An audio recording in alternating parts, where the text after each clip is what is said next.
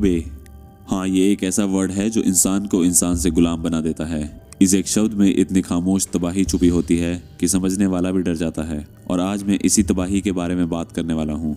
The most brutal manipulation ever existed.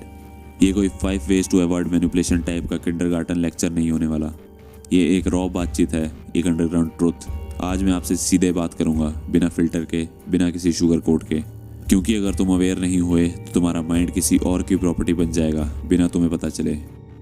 सबसे dangerous manipulation वो नहीं होती जो तुम्हें दिखाई देती है, बल्कि वो होती है जो तुम्हारी सोच को हाईजैक कर देती है।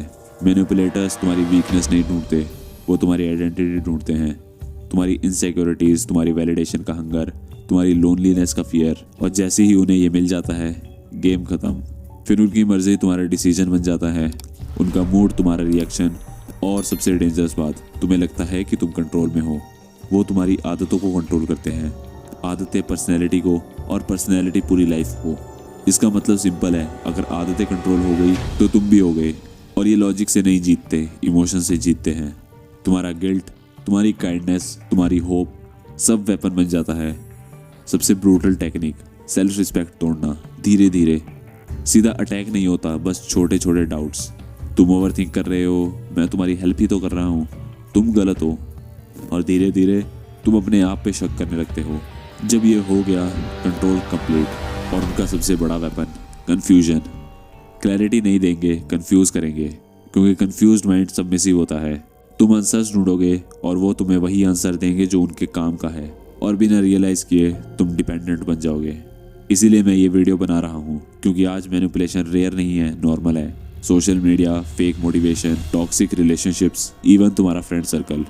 लोग तुम्हें स्माइल करके कंट्रोल करते हैं। और सबसे वैल्यूएबल चीज़ तुम्हारे टाइम नहीं, तुम्हारी माइंड स्पेस है। अगर वो किसी और के पास चला गया तो तुम बस फंक्शन करोगे, सोचोगे नहीं। इसीलिए कोई टिप्स नहीं, सिर्फ एक प्रिंसिपल, ऑडिट योर माइंड।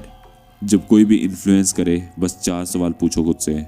क्या मैं डर से डिसीजन ले रहा हूँ? क्या मुझे गिल्ट फील करवाया जा रहा है? क्या मुझे क्लैरिटी मिल रही है या कन्फ्यूजन? क्या ये मेरी आइडेंटिटी के अगेंस्ट है?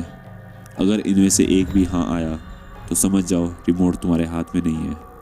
मैनिपुलेशन दुनिया का सबसे पुराना वेपन है, और इंसान की सबसे बड़ी वीकनेस भी। अगर तुम अवेयर नहीं हुए तो तुम्हें डिसीजन तुम्हारी लाइफ नहीं बदलेंगे, वो किसी और की लाइफ बेटर बनाएंगे। So stay aware, stay unpredictable, and most importantly, never obey blindly.